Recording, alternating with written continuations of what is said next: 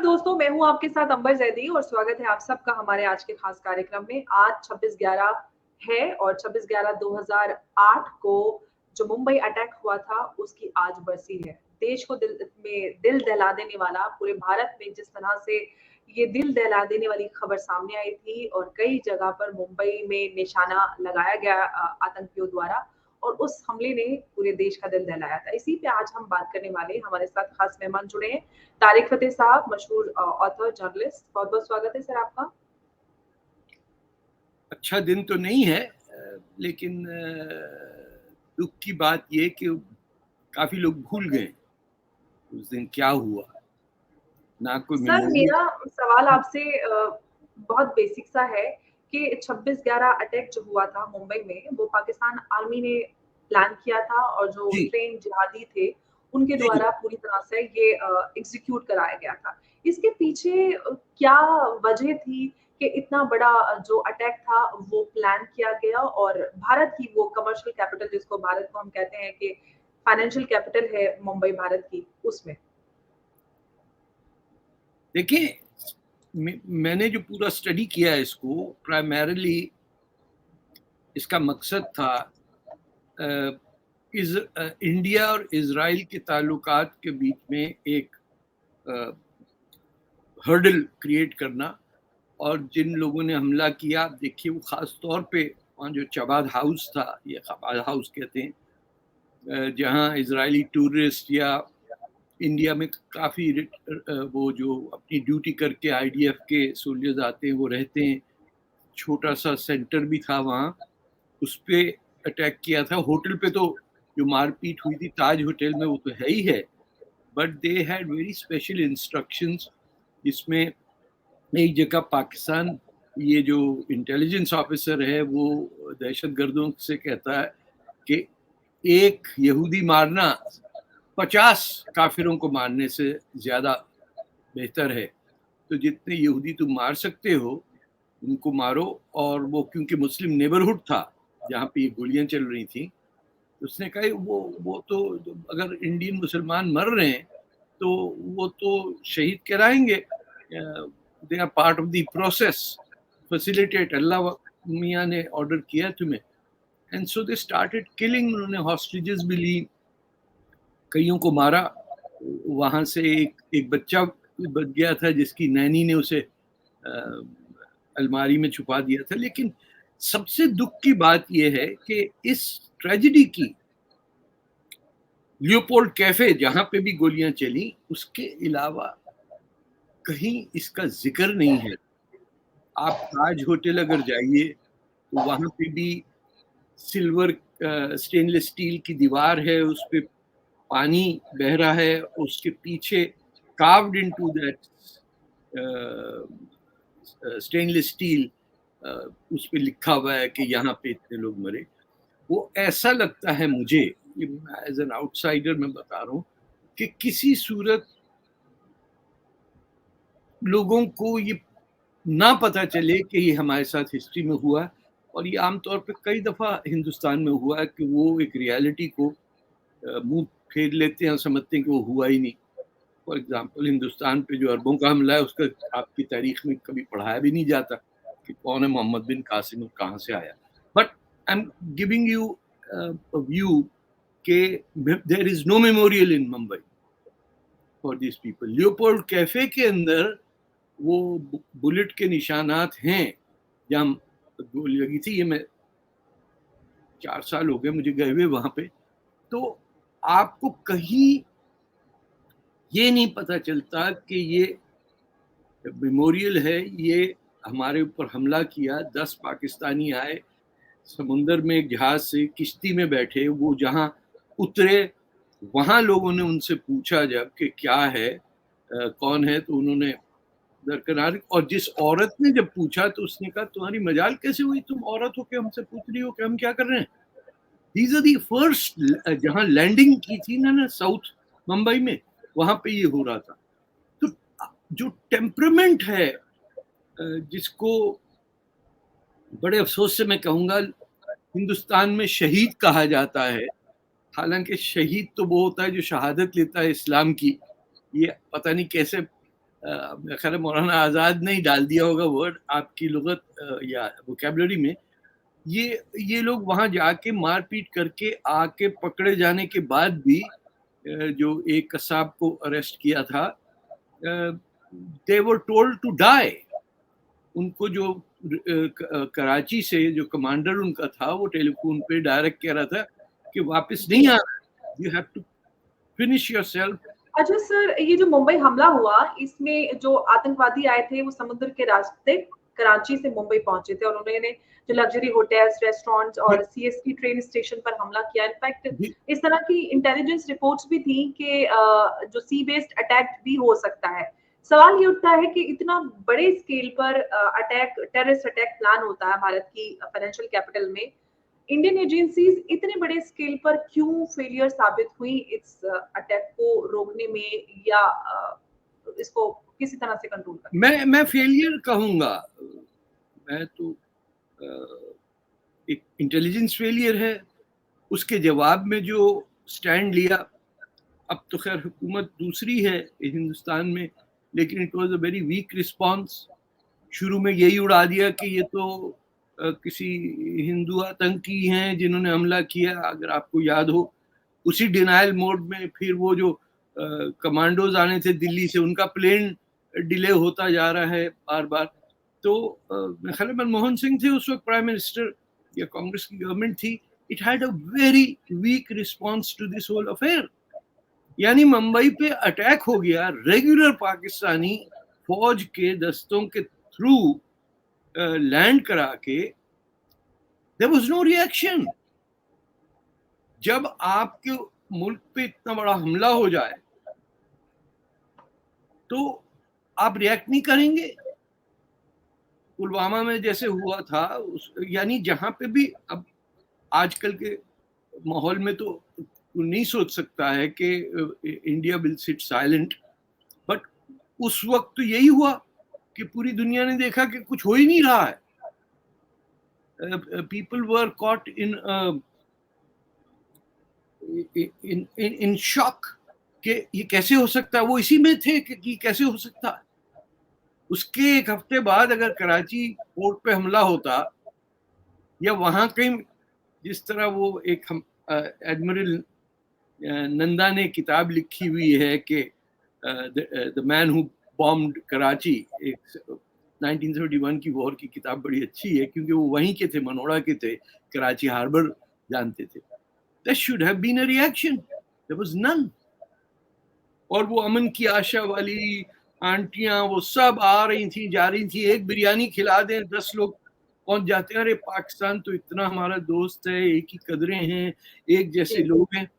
वो आके आपके मुल्क पे हमला करके, लफ्ज शहीद का वर्ड भी आप यूज कर रहे हैं, आपको पता ही नहीं कि उसका मीनिंग क्या है। शहादत किसे कहते हैं?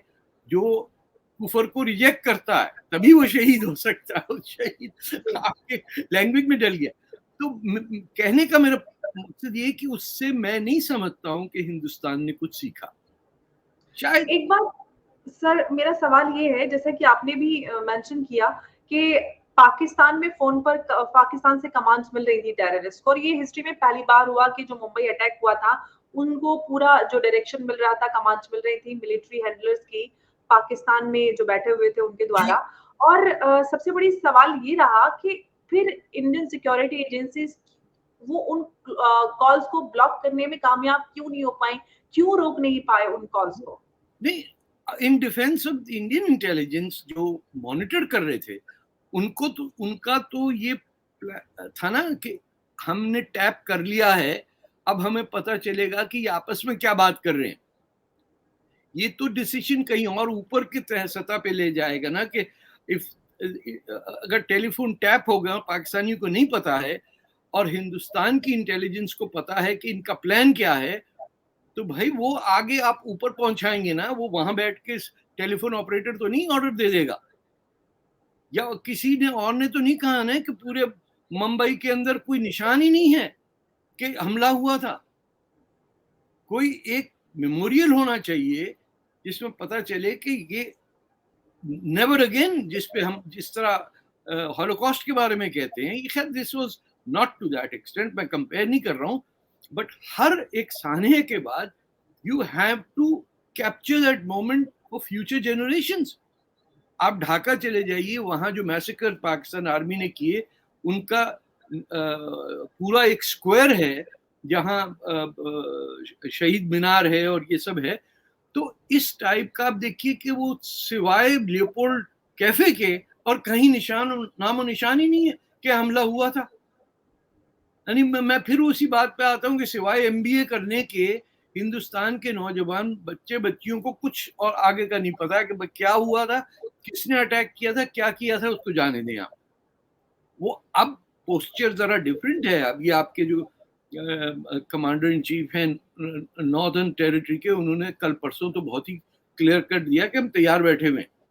बट उस जमाने में that was showing a sign of weakness कि आप रिस्पॉन्ड ही नहीं किया। अब उसको पकड़ लिया तो समझे कि वो हो गया। वो कसाब जो नाम था वो एक पकड़ा गया और दैट वाज कंसीडर्ड कि हमने पकड़ लिया आपका आदमी। अरे while he was being arrested उसको टेलीफोन पे कह रहे हैं कि तुम ये नहीं बताओ कि कितने जूस को तुमने हॉस्टेज लिया हुआ है, एक्सपेंड करो, क्योंकि उनके पास सिर्फ एक औरत थी और एक बच्चा था। तो उनको डायरेक्शन मिलती कि आप इसको ज्यादा दिखाइए। अगर इंडियन गवर्नमेंट या इजरायली गवर्नमेंट फोन करके कुछ करती है तो उनको इंप्रेशन दिए कि आपके पास 10-12 वो हैं, हॉस्टेजेस हैं, इनके पास एक ही था। तो उस सारी इंटेलिजेंस के बावजूद अब तो हम in retrospect it is easy for me to give prescriptions, लेकिन ये हमें मानना चाहिए कि you can not trust the Pakistan military और its intelligence service. Current context में देखिए कि जो नए कमांडर इन चीफ बन गए हैं वो भी आईएसआई के फॉर्मर वो हैं। ये मुल्क ही चला रहा है जिन्होंने 26 यही कहा जाता है कि उन्हीं ने पूरे इस अटैक को प्लान भी किया था, जो yes, पुलवामा हमला था उन्हीं का द्वारा प्लान किया हुआ था। सब एक अब वही है। अब हम अमन की आशा का तमाशा लिए चले जा रहे हैं। एक साइड जो है we have to put your foot down. I was born in Pakistan Karachi, लेकिन ये आइडेंटिफाई करना कि ये अमन नहीं चाहते या ये पाव पाव के एटम बम बनाने के धमकी देते हैं, ये बावला किस्म का एक होता है ना जानवर। यू कैनॉट प्रिडिक्ट कि हाउ ही और she will react. Pakistani intelligence या पाकिस्तान मिलिट्री का तो ये हो गया कि इतनी सक्सेस के हमले के बाद मुंबई में 26/11 को इल्जाम लग रहा था हिंदुस्तानियों पे। लोग इस पे मचल रहे थे कि देखो भैया कर दिया हमला। अच्छा सर, मेरा सवाल एक आपसे ये है कि जो मुंबई हमला हुआ था उसमें जो टेररिस्ट थे वो जो जूइश उनका टेंपल होता है उसमें घुसने में कामयाब है, जो कि साउथ मुंबई में था, जो कि आसानी से कोई इजीली आइडेंटिफाई नहीं कर पाता है। वहां पर घुसे और उनके प्रीस्ट और उनकी वाइफ को मार डाला। तो मेरा सवाल ये है कि ऐसा हमला क्या इस पूरे हमले में कहीं भारत में कोई इनसाइड हेल्प मिली, उन्हें कोई शामिल था जिस तरह से उन्होंने इस तरह से हमले प्लान किए? पहले तो प्लानिंग करके वो चले गए थे ना, आइडेंटिफाई करके हर जगह। और ये मोहल्ला जो था जहां ये जूइश लाइब्रेरी थी, मुसलमानों का मोहल्ला, क्योंकि उनमें से एक टेररिस्ट अपने बॉस को कहता है भाई साहब मैं फायरिंग खामखा करूं, यहाँ तो सारे मुसलमान रहते हैं। उसने कहा उससे क्या फर्क पड़ता है, just fire into the crowds. हमको चाहिए कि टेरर फैल जाए, एकदम भगदड़ मच जाए, मुसलमान मरे हिंदू मरे, हमारे उससे कोई फर्क नहीं है। We need to create an international यानी स्टोरी आउट ऑफ इट। और इजराइल के अगर सिटीजन्स मारे जाते हैं तो it will become international news faster. ये तो हम खुद देखे ना, हमें खुद एहसास है कि हमारे यहाँ 6,000 मर जाते हैं लेकिन वर्ल्ड कप चलता रहता है। तो हमारी औकात जो है हिंदुस्तान पाकिस्तानियों को, हमको खुद अंदर पता है कि हम कुछ भी कर लें हमारी कोई नहीं सुनता। अगर कोई गोरी चमड़ी वाला को मर जाएगा तो उसकी न्यूज बनेगी। ये भी दुख की एक बात है, लेकिन आज तक मेमोरियल नहीं है मुंबई में। जी, बिल्कुल, बहुत बड़ा आपने ये सवाल उठाया है कि सारे निशानात खत्म कर दिए गए हैं, ये भी एक बताइए। सवाल है। अच्छा एक सर, मेरा एक सवाल जी जी, आपसे ये है कि जब ये हमला हुआ तो उस वक़्त जो पॉलिटिशियंस थे, इंडियन पॉलिटिशियंस या मुंबई पुलिस की हम बात करें, उनका जो रिस्पॉन्स था वो उतना ज़्यादा इम्प्रेसिव नहीं था क्योंकि एनएसजी कमांडोज़ थे वो काफ़ी लेट बुलाए गए जी, और इस देरी के पीछे सरकार क्या वजह रही जो सरकार ने इतनी देरी से रिस्पॉन्स किया? ये मौजूदा दौर को छोड़ के हिंदुस्तान की सरकार कब चाको चौबस रही है? 1948 के अंदर पूरा लश्कर के लश्कर चले गए state of Jammu and Kashmir में, और आप यूएन की बात कर रहे थे उस वक्त। आज तक पाकिस्तान ऑक्यूपाइड कश्मीर क्या है? वही हरी सिंह का इलाका है जिसने हिंदुस्तान को ज्वाइन किया, और इंडिया केप्ट वॉचिंग।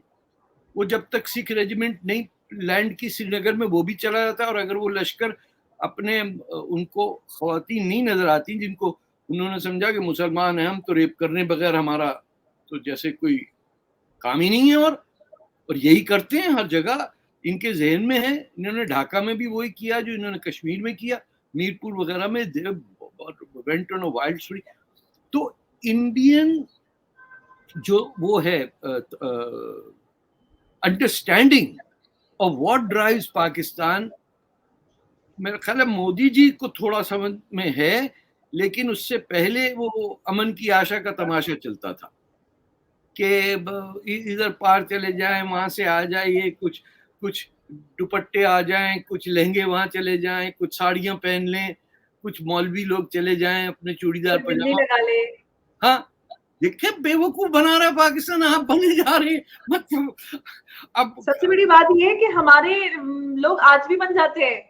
अरे अभी कल परसों मुझे वीडियो किसी ने भेजा है, वो आपकी कोई बहुत बड़ी स्टार है, वो कह रही कि मैं आईसिस का हूँ, तारिक फतेह इज एन आईसिस एजेंट। नहीं देखा आपने? वो रिया है कोई नाम की, जी हाँ, उन्होंने, रिया अक्सुज़ा वो आपके साथ पहले भी रही थी अमन के शो में। हाँ तो वो खुद दुबई में पैदा हुई हुई हैं, वो मुझे जी, कह रही हैं आपका क्या ताल्लुक है हिंदुस्तान से? अरे भाई कराची को पता ही नहीं तुम्हें है कहाँ? मैंने उनसे कहा इंडस रिवर बहता कहाँ है ये तो पता कर ले बच्चे, तो ज्योग्राफी की किताब पढ़ ले। सिंध तुम्हारे नेशनल एंथम में है, मैंने थोड़ी लिखा है, ये तो पार्टीशन से पहले लिखा गया था। But Indians are not fully aware of the danger on their border, मैं ये कह रहा हूँ। देखिए, जी, बिल्कुल, बिल्कुल। आप भी हिंदुस्तानी मुसलमान है, मैं अपने आप को जबरदस्ती कहता हूं, लेकिन पैदा कराची में हूं। हमें पता है कि जहन चल रहा है इस मामले में कि कुफर को कैसे खत्म करना है।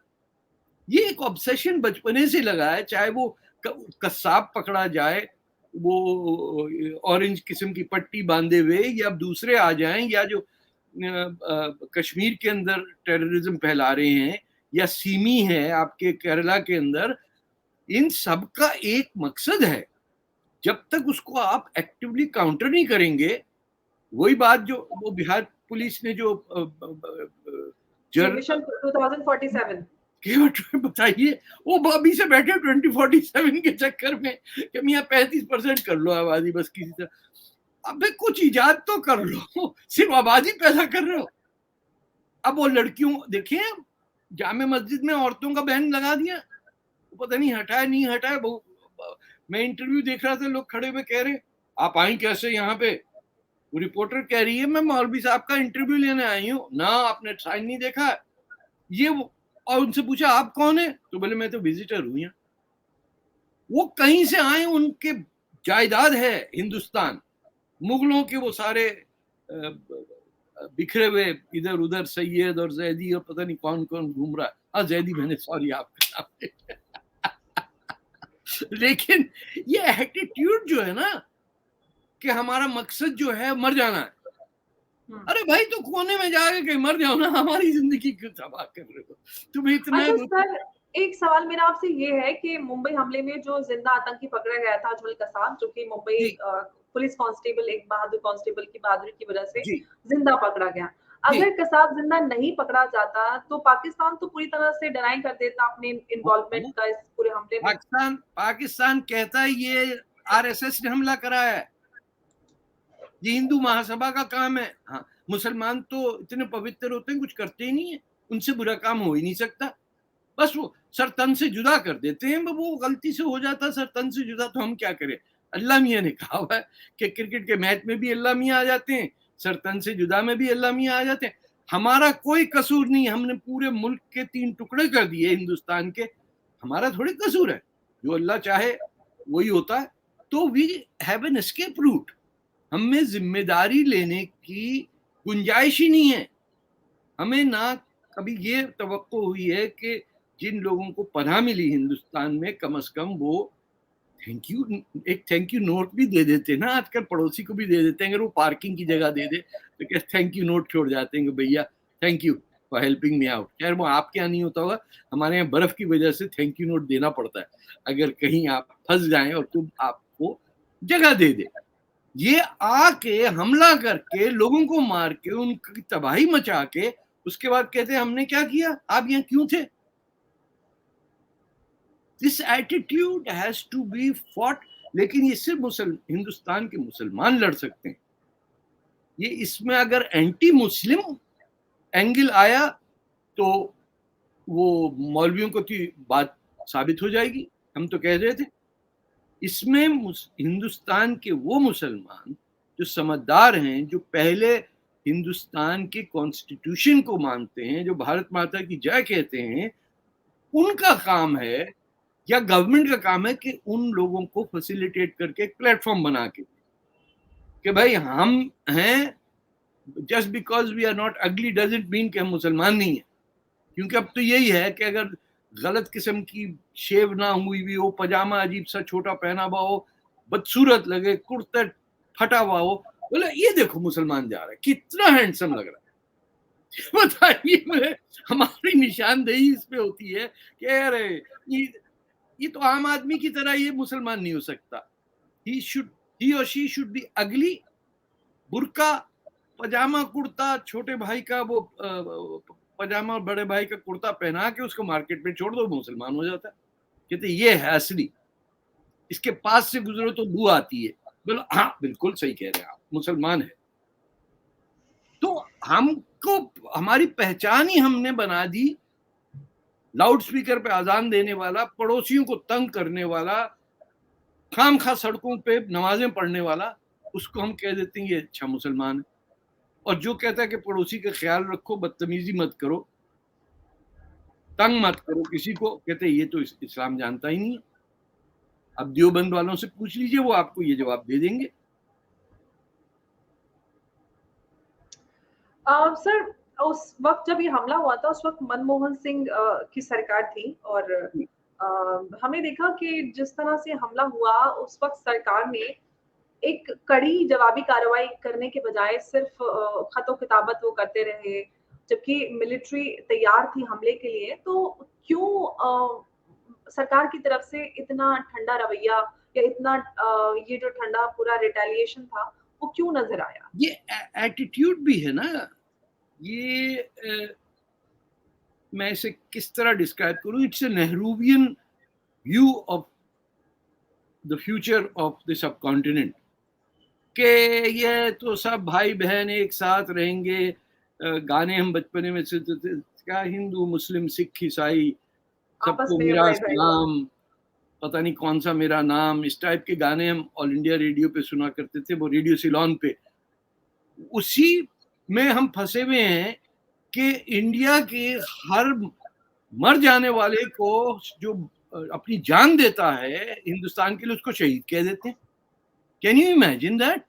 जबकि आपको और मुझे पता है कि शहीद तो वही होता है जिसने शहादत की होती है। जो इस्लाम को अडॉप्ट करके कुफर को रिजेक्ट करने वाला शख्स ही शहीद होता है या गाजी होता है। हमारे यहाँ गाजियाबाद भी है और हर फौजी को हम शहीद भी कह देते। हमें पता ही नहीं कि इसका इम्पैक्ट क्या है, और जिस दिन खुदा ना करे ऐसा हो कि लोगों को समझ में आ जाए तो they will act in a violent manner. इससे पहले मुसलमानों को सच बोलना सीखना चाहिए ना कि this is not the appropriate word to accommodate an Arabic word into Hindi and then use it for those who give their lives to protect the country, not the religion. Hindustan की फौज पाकिस्तान फौज जैसी नहीं है कि अल्लाह के सिपाही हैं समन. They are sworn to protect the constitution of India. They are sworn to be under a civilian government who have no business being in politics. जो दुश्मन है हिंदुस्तान का उसका उसकी उल्टी दुनिया, उल्टी गंगा बहती, यही कह लीजिए कि वहां पहले फौज, पहले ISI, पहले इस्लाम, और फिर उन्होंने कहा अच्छा भाई पाकिस्तान भी है इसमें तो चलाओ काम, इसको इस्तेमाल करो. So I think India should react the way it is doing right now. कि आप कुछ करेंगे, कसाब को भेजेंगे तो हम भी कसाब फिर बन जाएंगे, हम भी इतने टुकड़े करेंगे कि आपको कसाई याद आ जाएगा. किसी दिल्ली में एक सवाल मेरा ये है कि मुंबई हमले को 6 महीने गुजरे थे, उसी के बाद जो मौजूदा प्रधानमंत्री थे मनमोहन सिंह, वो पाकिस्तान के उस वक्त के प्रधानमंत्री यूसुफ रजा गिलानी से मिले थे इजिप्ट में, और उन्होंने जी और उन्होंने ये रेफरेंस भी दिया था बलूचिस्तान में टेररिज्म को लेकर, जॉइंट उनका ये उनका हो रहा था डिक्लेरेशन. सवाल ये है कि इंडियन गवर्नमेंट पे पाकिस्तान के अगेंस्ट इतना ज्यादा डिफेंसिव रवैया क्यों रखा टेररिज्म को लेकर? आप पे उर्दू जबान का साया है, बादल है, और सिर्फ हिंदू नहीं, हिंदुस्तान का कोई भी मुसलमान है वो उर्दू के सामने सिजदा कर लेता. ये बांग्लादेश में भी जेनोसाइड उर्दू का हुआ ओवर बांग्ला, बलूचिस्तान में भी उर्दू चल रही है, पाकिस्तान में सिर्फ 5% लोग उर्दू बोलते थे, उसको नेशनल लैंग्वेज बनाया गया. ये यूपी बिहार का जो मुसलमान है जो राज करना चाहता है, बहादुर शाह जफर की औलादों में से अपने आप को समझता है, ये उसकी ड्रीम है. खान अब्दुल गफ्फार खान की तो नहीं थी, ना डॉक्टर खान साहब की थी जिनके नाम पे आपकी खान मार्केट है. ये सब तो हिंदुस्तानी लोग थे जो मुसलमान थे, लेकिन they wanted India to be an independent sovereign country for people who believe in the constitution and believe in Hindustan as an ancient civilization. वरना आप वापस जाए ना कहीं, सोमालिया में काफी जगह खाली है, चले जाए वहां, अफगानिस्तान चले जाए, वहां भी मुसीबत आएगी कि कंदहार जो है वो तो गंदहार से है, वो कोई इस्लामिक सिटी थोड़ी है, या काबुल या पेशावर या अटाकी सब जो हैं ये ancient Buddhist and Hindu areas हैं. बमियान स्टैचूज का कोई इस्लाम से ताल्लुक तो नहीं है ना, किसी ने बनाए तो होंगे ना, जो तालिबान ने उसको बम से उड़ा दिया तो वो तो बुद्धिस्ट होंगे. दैट मीन्स हिंदुस्तान से ही उनका ताल्लुक होगा, उनकी सकाफत का, जबान का, तौर तरीकों का, जो खाना खाते हैं सबे. आपने साफ कर दिया कि इससे कोई ताल्लुक ही नहीं है. तो ये इंडिया के एक तो मुसलमानों का attitude has to be corrected also. मैं नहीं समझना कि गलत है, but they have to be active in being anti-Pakistan. क्योंकि अगर पाकिस्तान की ये जो जहरीली दांत हैं जिसके तरह वो बम्बई को काटता है, अगर ये नहीं गए तो आप पे तो शक पे ही देखेंगे ना लोग. क्योंकि हिंदुस्तान का मुसलमान तो खुद कह रहा है मेरे सबसे बड़ा ऊपर अल्लाह है, कॉन्स्टिट्यूशन नहीं है.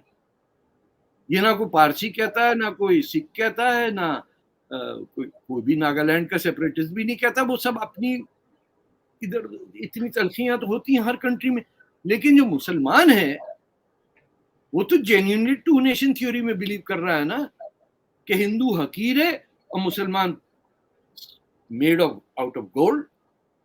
और हम ये काफिरों को समझा देंगे कि असली इंसान कौन है. अरे भाई, वो 5000 साल से आप वो ड्रिविडियन और एरियन थ्योरी भी कर लें तो it is the world's last surviving ancient civilisation. Indian Muslims have to first believe that. अगर वो किसी और चीज में है ना कि ये कहा, तो फिर उनको अम्बेडकर की साहब की वो लाइन बता देनी चाहिए जो उन्होंने मुसलमानों पे कही थी, ताकि उनकी खोपड़ी में बैठ जाए कि कुछ लोग जानते हैं कि आपकी शरारत क्या है. जी. सवाल सर मेरा एक आपसे और है कि 26/11 हमले के जो मास्टरमाइंड थे हाफिज सईद, जकीउर रहमान लखवी और जी जी पाकिस्तान मिलिट्री ऑफिसर्स, वो आज भी पाकिस्तान में खुले बिल्कुल घूम है। रहे हैं और उनके पर कोई यस। आंच नहीं आई है। सवाल ये निकल कर आता है कि आज तक जो इंडियन गवर्नमेंट है वो इस तरह के टेररिस्ट को एलिमिनेट करने के लिए पाकिस्तान के अंदर कुछ अपने एसेट्स क्रिएट करने में कामयाब क्यों नहीं हो पाई है? देखिए, मैं इसका एक जवाब सीधा दूंगा कि हिंदुस्तान ने कभी इन्वेड किया है पिछले 5000 साल में किसी और मुल्क को? चीन पे इतना बड़ा इन्फ्लुएंस है इंडिया का without sending one soldier over there. Cambodia में दुनिया का सबसे बड़ा टेम्पल है हिंदुओं का, वहां तो हिंदू पॉपुलेशन नहीं है ना। तो हिंदुस्तानी जो एक या हिंदुस्तान, आपने खुद हिंदुस्तान वर्ड अपने कॉन्स्टिट्यूशन से हटा दिया, भारत दैट इज इंडिया लिखा हुआ, तो किसी के प्रेशर में आपने हिंदुस्तान हटाया ना। सब अरब भी आपको हिंदी हिंदुस्तान कहते हैं, सेंट्रल एशिया वाले भी हिंदुस्तान कहते हैं, पाकिस्तान वाले भी हिंदुस्तान कहते हैं। आपने कहा नहीं, हम हिंदुस्तान ही नहीं है, हम जो हैं पता नहीं क्या है, हम बताएंगे बाद से 50 साल बाद पता नहीं क्या है। खामखा कॉन्स्टिट्यूशन से ये लाइन हटा दी गई, बजाय इसके कहें भारत दैट इज इंडिया के बजाय Bharat that is Hindustan which is today India कह देते, क्या फर्क पड़ जाता, किसको मलेरिया हो जाता है, मर जाता। कि एक बात जो आप मैं सब जानते हैं, ये जो इंडिया से आए थे ना पाकिस्तान, हाथ में लोटा मुंह में पान लेके रहेंगे पाकिस्तान, ये सब के सब कहलाए जाते थे हिंदुस्तौड़े। इनका नाम था एज एन इंसल्ट हिंदुस्तौड़े, भगौड़े हिंदुस्तौड़े, यानी यूपी बिहार से आके कराची में बस गए भैया, पान तो मिल रहा है यहाँ, पान खाएंगे, चूड़ीदार पजामा पहनेंगे और लचकदार घूमते हुए उर्दू की शायरी करते रहेंगे। उर्दू में क्या होता है, झूठ ही बोला जाता है ना आपकी शायरी में। ये कोई पंजाबी थोड़ी है कि जिसमें झूठ भी बोले तो सच निकल जाता है मुंह से। तो आपने जिनके घर में आए उनकी जबान पे पाबंदी लगा दी, और खुद बैठ के ठेकेदार इस्लाम के तो आज तक बैठे हुए हैं, हिंदुस्तान में भी आज तक वही बैठे हुए। तो दैट नोशन कि हम, जैसे सावरकर ने कहा, हम सब हिंदू हैं, नॉट बिकॉज वो हमारा धर्म है बट बिकॉज हम हिंदुस्तानी हैं। तो एक हिंदू मुसलमान भी हो सकता है, ईसाई भी हो सकता है, सनातन धर्म का भी हो सकता है। ये खोपड़ी में डल जाए ना तो ये तहाशा मसाइल खत्म हो जाए। ये 4 बीवियां रखने का शौक जो है ना, ये अजाब में ले जाएगा सबको। कोई इन मर्दों को बता देना चाहिए तुझसे कोई शादी नहीं करना चाहता, दफा हो जाओ यहाँ से। ये जो मरे जा रहे हो कि 4 मिल जाए, अरे दुनिया एक में ठीक है कर लो, but look at the attitude they have over polygamy. फिर वो एक और चक्कर है जो इंडिया के अंदर बहुत चलता है, जो तलाक देने के बाद फिर शादी करनी हो तो वो किसी भाई से शादी करवानी पड़ती है। माय गुडनेस, हलाला हलाला बताइए, खुदा की कसम। इस एज में 2022 में, अरे भाई वर्ल्ड कप हो रहा है आजकल के जमाने में, तुम लगे हुए हलाले में, तभी तो तुम्हारे काम की चीज नहीं होती, तुम्हें रिश्वतें दे के वर्ल्ड कप कराना पड़ता है। यानी there is nothing in our attitude that triggers respect for us. हमारा वर्ल्ड कप झूठ, सऊदी अरेबिया जीते तो मेसी को तो हमने अपॉइंट किया हुआ था वो special ambassador for Saudi Arabia, तो मेसी क्या खेलेगा, उसके तनख्वाह देने वाले तो सऊदी अरेबिया, तो वो तो हारेगा ना सऊदी अरेबिया से। हर चीज में बेईमानी, हर जगह झूठ, हर जगह अपनी जमीन से वफादारी नहीं करना। छोटे छोटे पाकिस्तान के झंडे लिए दिल में लगाए हुए चले जा रहे हैं, हाथ में लोटा मुंह में पान। अरे भैया लाखों मर गए इस चक्कर में, पाकिस्तान का नहीं देखा फौज ने बांग्लादेश में मुसलमानों का क्या असर किया। But we don't learn from our mistakes. अब भी हम बैठे हुए कि बहादुर शाह जफर आएगा तो वो विकेट कीपिंग करे तो फिर देखिएगा एक भी कैच नहीं छूटेगा। अरे भाई मर गए वो, उनके बच्चे सब रंगून जाके, कोई नहीं आया वहां से। So India will have to wake up, and ये जो MBA की बीमारी है ये साथ साथ चलती है। एमबीए की बीमारी क्या है कि पैसा बहुत हो जाए हमारे पास और किसी को और को ना मिले कहीं, तो मेरे इर्द गिर्द चौकीदार हो, नौकर हो, मैं ऐसे ठाट से बैठूं और किटी पार्टी पे 11 बजे मेरी बीवी जाए, दिल्ली के रेस्टोरेंट्स में बैठ के गपशप लड़ाए। हम बहुत अमीर हैं और वो आप यही कहते रहते तू जानता मैं कौन हूँ, एक चबत जी चाहता है मारने के लिए, तो कौन है भाई, पता है हमें तू कौन है। शास्त्री जी को मार दिया ताशकंद में, किसी ने आवाज नहीं उठाई। जस्ट इमेजिन 65 की वॉर के बाद आपका प्राइम मिनिस्टर कत्ल कर दिया जाता है जहां पे वो सिग्नेचर करने गया था बेचारा शरीफ आदमी, he died. No national inquiry was held के was he poisoned by the Pakistani, और यहाँ एक टांग पे नाच रहे थे सब। देखा शास्त्री जी को जहर खिला दिया हमारे कुक ने। तो उस वक्त I was just 15, I remember at that time.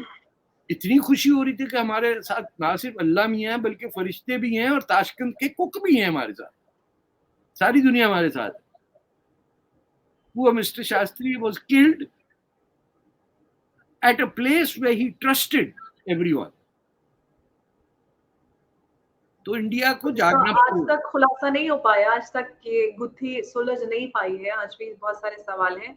और मुंबई हमला आज का दिन वो ऐसा दिन है, अगर हम उसको याद रखें तो कभी भी जो देश विरोधी लोग हैं, इस तरह की मानसिकता डेवलप होती रहती है, पाकिस्तान को लेकर प्रेम उमड़ता है। जी, आप बेटा एक काम करो, आप मुहिम चलाओ कि Bombay should have, Mumbai should have a memorial tower.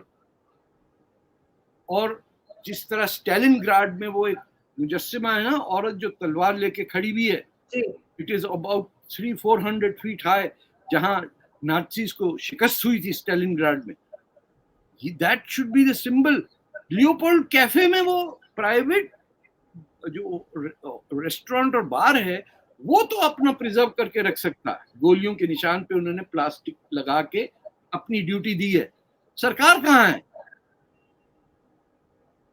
वो खड़ा हो, सिग्नेचर कैंपेन शुरू करें, 2-4 और साथियों को मिलाइए। ये जितने लोग आके टीवी पे बोल के जाते हैं, वो हमारे एंकर कौन है, बहुत ही इंडिया के आउटस्पोकन इंग्लिश में उठापटक कर देते हैं, क्या नाम है, मुंबई। हाँ, किसी को लगाए ना इस काम पे कि भाई आपको हिंदुस्तान की तकलीफ है। तो एक तो बैठा हुआ है बाहर कनाडा में, मैं भी जिस दिन फंड शुरू हुआ मैं $1000 कमिट करता हूं, मैं भी डोनेट करूंगा कि ये शुरू तो करो। अगर कम पैसे पड़ गए, इंडिया गरीब हो गया है क्या?